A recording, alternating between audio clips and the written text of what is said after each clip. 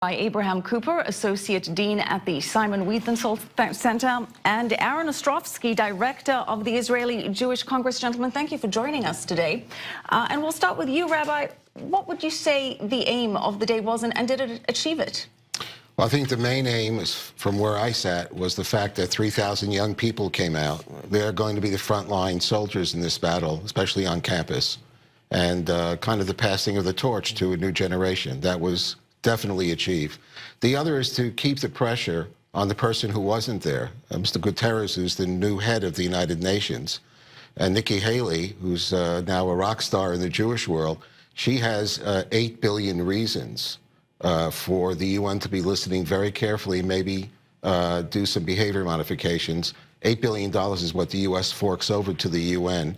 And based on the early signs from the new head of the United Nations, things might be changing, but we're going to need very strong and continued leadership from the U.S. And the fact that she came today alongside the Ambassador Danon is a very positive sign.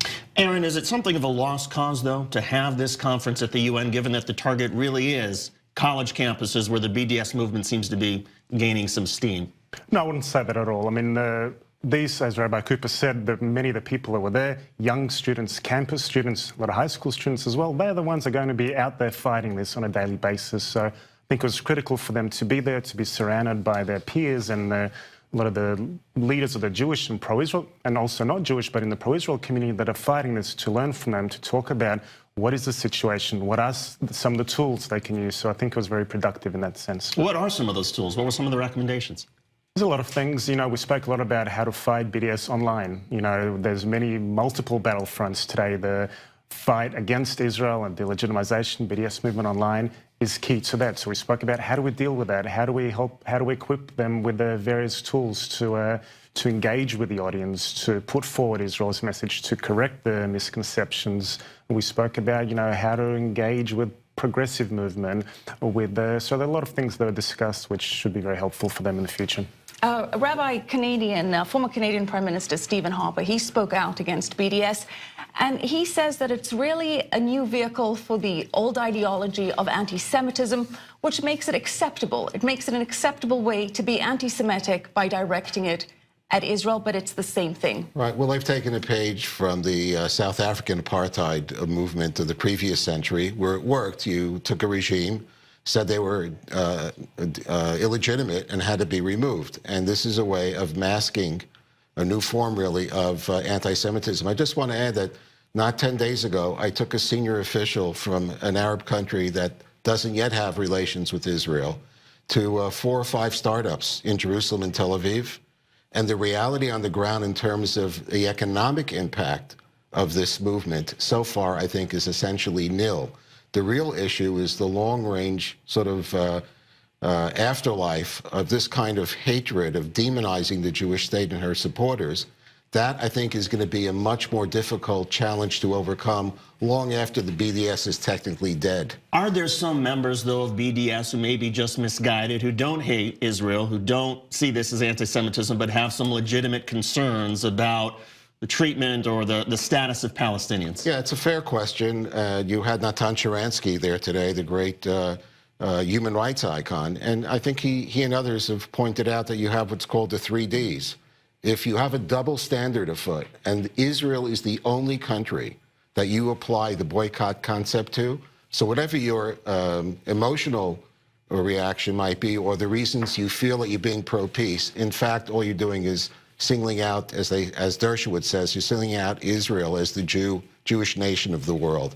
And all Israel deserves and should get is to be treated on a level playing field, and that's what the struggle against BDS is all about. Aaron, the rabbi mentioned Alan Dershowitz, and he made a very good point, and he said you can't really boycott products that you can't live without, and that Israel needs to continue this fight by continuing to innovate so that the world really has no choice but to use its products. What do you say to that? He's right. I mean, look, we had Mobileye just the other week signing a $15 billion deal. Int'l came to Israel and said that we're as much an Israeli company as an American company. It's impossible to boycott everything Israeli. Do you think that people actually realize how much Israeli technology is in their day-to-day products. When people say they support BDS, do they realize that, hey, Waze is part of BDS? Because surely that's not something that the BDS movement highlights, that it's really hard to separate the Israel component from so many products, particularly in the tech sector. Look, I don't think they realize it, but to be honest, I don't think they care.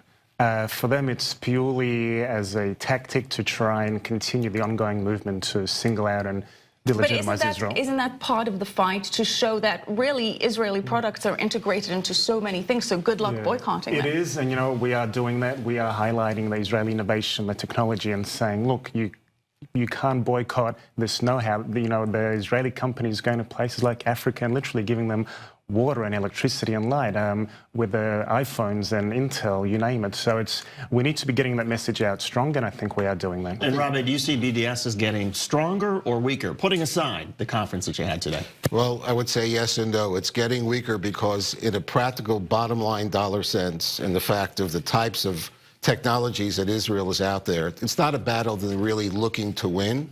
But in terms of demonizing Israel and isolating her supporters on many of the major campuses in the United States, this is going to be a struggle about values. We don't want people buying Israeli products and holding their nose saying, what a terrible, what can I do? I need it. We want people to understand the underlying values of the Jewish state, something that obviously we're all very proud of. All right.